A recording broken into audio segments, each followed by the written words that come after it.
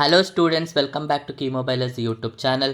KU ಅವರು 2 ಹೊಸ notification ಬಿಟ್ಟಿದ್ದಾರೆ. ಸೊ ಅದಕ್ಕೋಸ್ಕರ ನಾನು ಈ ವಿಡಿಯೋ ಮಾಡ್ತಾ ಇದ್ದೀನಿ. ಸೊ ಯಾರೆಲ್ಲ ಕೌನ್ಸಿಲಿಂಗ್ಗೆ ಪ್ರಿಪೇರ್ ಆಗ್ತಿದ್ದೀರೋ, ಈಚ್ ಆ್ಯಂಡ್ ಎವ್ರಿ ನೋಟಿಫಿಕೇಷನ್ ನಿಮ್ಗೆ ಇಂಪಾರ್ಟೆಂಟ್ ಆಗುತ್ತೆ. ಆಲ್ರೆಡಿ ಎಲ್ಲರೂ ವೆರಿಫಿಕೇಷನ್ ಸ್ಲಿಪ್ನ ಡೌನ್ಲೋಡ್ ಮಾಡ್ಕೊಂಡಿದ್ದೀರಿ ಅಂತ ಅನ್ಕೋತೀನಿ. ಸೊ ಬನ್ನಿ, ಆಗಿದ್ರೆ ಈ ನೋಟಿಫಿಕೇಷನಲ್ಲಿ ಏನಿದೆ ಅಂತ ಹೇಳ್ಕೊಡ್ತೀನಿ.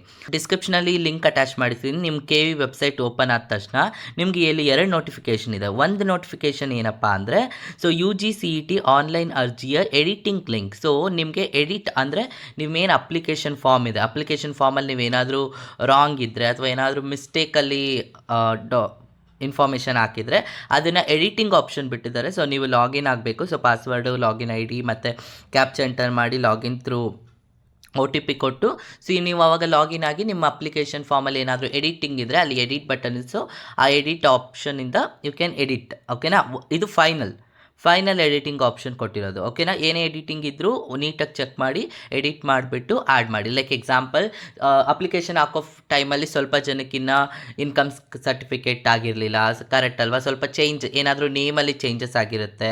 ಸೊ ಈ ಥರ ಏನಾದರೂ ಚೇಂಜಸ್ ಆಗಬೇಕು, ಅಪ್ಡೇಟ್ ಮಾಡಬೇಕು ಅಂದರೆ ನಿಮ್ಗೆ ಲಾಸ್ಟ್ ಆಪ್ಷನ್ ಕೊಟ್ಟಿದ್ದಾರೆ.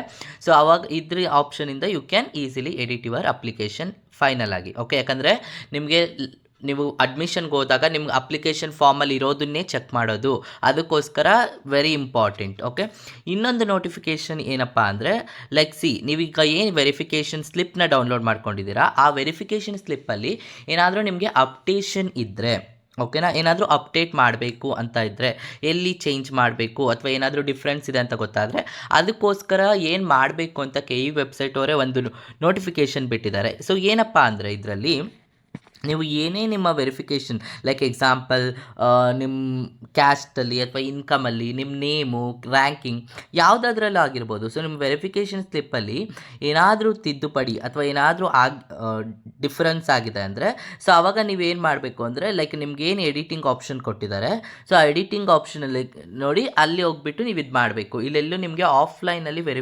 ವೆರಿಫಿಕೇಷನ್ ಅಥವಾ ಅಪ್ಡೇಷನ್ ಮಾಡೋದಿಲ್ಲ ಅಂತ ಕೊಟ್ಟಿದ್ದಾರೆ. ಸೊ ನೀವು ಕೆಳಗಡೆ ಬಂದರೆ ಅಲ್ಲಿ ನಿಮಗೆ ಕ್ಲಿಯರಾಗಿ ಮೆನ್ಷನ್ ಮಾಡಿದ್ದಾರೆ, KEA ಮಲ್ಲೇಶ್ವರಂ ಬೆಂಗಳೂರು ಇಲ್ಲಿಗೆ ಯಾರು ಬರಬಾರದು ಗಮನಿಸಿ.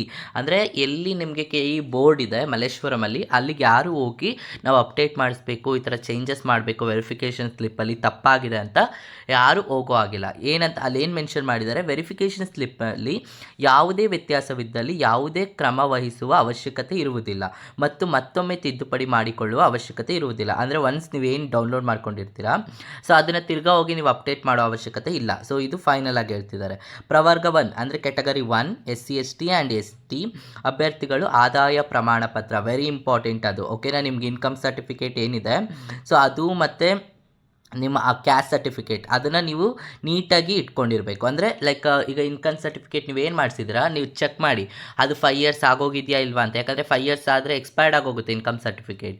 ಸೊ 5 years ಇದೆಯಾ ಇಲ್ವಾ ಅಂತ ಚೆಕ್ ಮಾಡ್ಕೋಬೇಕು ನೀವು. ಓಕೆನಾ, ಸೊ ಅದರಿಂದ ನೋಡಿ ಏನು ಕೊಟ್ಟಿದ್ದಾರೆ ಅಂದರೆ, ತಮ್ಮ ವೆರಿಫಿಕೇಷನ್ ಸ್ಲಿಪ್ಪಲ್ಲಿ ಆದಾಯದ ವಿವರಗಳು ತೋರಿಸದಿದ್ದಲ್ಲಿ ಆದಾಯ ಪ್ರಮಾಣ ಪತ್ರದ RD ಸಂಖ್ಯೆಯನ್ನು ಆನ್ಲೈನ್ ಮೂಲಕ ದಾಖಲಿಸಲು ಈ ಮೂಲಕ ತಿಳಿಸಲಾಗಿದೆ. ಅಂದರೆ ನೀವೇನು ಇವಾಗ ಅಪ್ಲಿಕೇಶನ್ ಎಂಟರ್ ಮಾಡ್ತಿರ್ತೀರಲ್ವಾ, ಅಲ್ಲಿ ನೀವು ನಿಮ್ಮ RD ನಂಬರ್ನ ಹಾಕಿದ್ರೆ ಸಾಕು. ಓಕೆನಾ, ಅಪ್ಡೇಟ್ ಆಗುತ್ತೆ. ಓಕೆ, ಸೊ ಅದ್ರ ಜೊತೆಗೆ RD ಸಂಖ್ಯೆಯನ್ನು ದಾಖಲಿಸುವ ಕಾರ್ಯಕ್ಕೆ ಪ್ರಾಧಿಕಾರಕ್ಕೆ ಬರುವ ಅವಶ್ಯಕತೆ ಇಲ್ಲ. ಅಂದರೆ ಲೈಕ್ ಎಕ್ಸಾಂಪಲ್ ಮಲ್ಲೇಶ್ವರಂಗೆ ಹೋಗೋಗಿಲ್ಲ. ಓಕೆ, ಆ್ಯಂಡ್ ಆದಾಯದ್ದು ಇನ್ಕಮ್ ಏನಾಗಿರಬೇಕು, 10 ಲಕ್ಷಕ್ಕಿಂತ ಜಾಸ್ತಿ ಇರಬಾರ್ದು ಅಂತ ಹೇಳ್ತಾ ಇದ್ದಾರೆ. ಅರ್ಥ ಆಯ್ತಾ?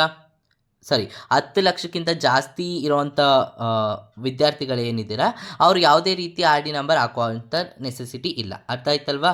ಸೊ ಇದು ಒಂದು ಸೆಕೆಂಡ್ ನೋಟಿಫಿಕೇಷನ್. ಏನಿದೆ ಇನ್ನೊಂದು ಥರ್ಡ್ ಪಾಯಿಂಟ್ ಅಂದರೆ, ರೂ 8 ಲಕ್ಷಕ್ಕೂ ಮೇಲ್ಪಟ್ಟು ಆದಾಯ ಇರುವ ಸಾಮಾನ್ಯ ವರ್ಗ ಅಂದರೆ ಜನರಲ್ ಅಭ್ಯರ್ಥಿಗಳು ಆದಾಯ ಪ್ರಮಾಣ ಪತ್ರದ RD ಸಂಖ್ಯೆಯನ್ನು ದಾಖಲಿಸಿರುವುದಿಲ್ಲ. ಆದ್ದರಿಂದ ವೆರಿಫಿಕೇಷನ್ ಸ್ಲಿಪ್ಪಲ್ಲಿ O ಎಂದು ಅಥವಾ 0 ಎಂದು ಮುದ್ರಿಸಲಾಗಿರುತ್ತದೆ.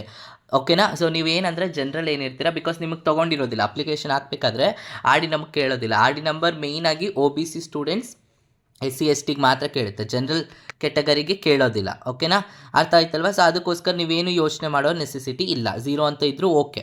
ಆದ್ದರಿಂದ ಯಾವ ಆದಾಯ ನಮೂದು ಮಾಡಲು ಪ್ರಾಧಿಕಾರಕ್ಕೆ ಬರುವ ಅವಶ್ಯಕತೆ ಇಲ್ಲ. ಯಾಕೆ ಬರಬಾರ್ದು ಅಂತ ಹೇಳ್ತಿದ್ದಾರೆ. ಓಕೆನಾ, ನೀವು ಈ ಥರ ಡಿಫ್ರೆನ್ಸ್ ಇದ್ದರೆ ಹೋಗಬಾರ್ದು.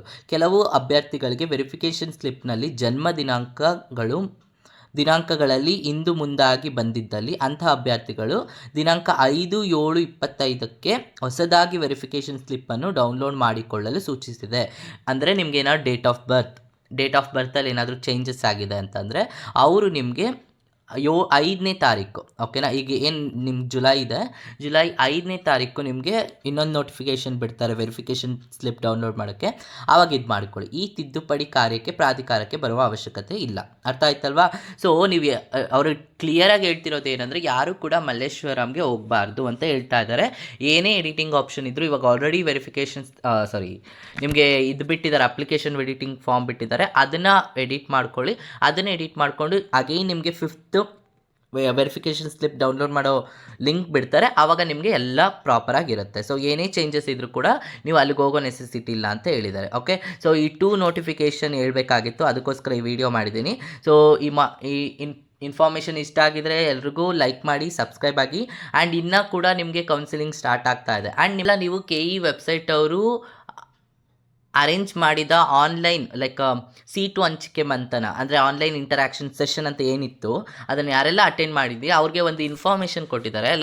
You need to pay some fees ಅಂತ. ಅದು ನನಗಿನ್ನೂ ಇನ್ಫಾರ್ಮೇಷನ್ ಸಿಕ್ಕಿಲ್ಲ. ನಾನು ಅದು ಸಿಕ್ಕಿದ ತಕ್ಷಣ ನಿಮ್ಗೆ ಇನ್ಫಾರ್ಮ್ ಮಾಡ್ತೀನಿ ಏನು ಫೀಸ್ ಪೇ ಮಾಡಬೇಕು, ಯಾಕೆ ಪೇ ಮಾಡಬೇಕು ಅಂತ. ಓಕೆನಾ? ಸೊ ಇವಾಗ ಇದು ಯಾರೆಲ್ಲ ಎಡಿಟ್ ಮಾಡಬೇಕು ಅಂದ್ಕೊಂಡಿದ್ರೆ ಅವ್ರು ಎಡಿಟ್ ಮಾಡ್ಕೊಳ್ಳಿ. Okay, thank you.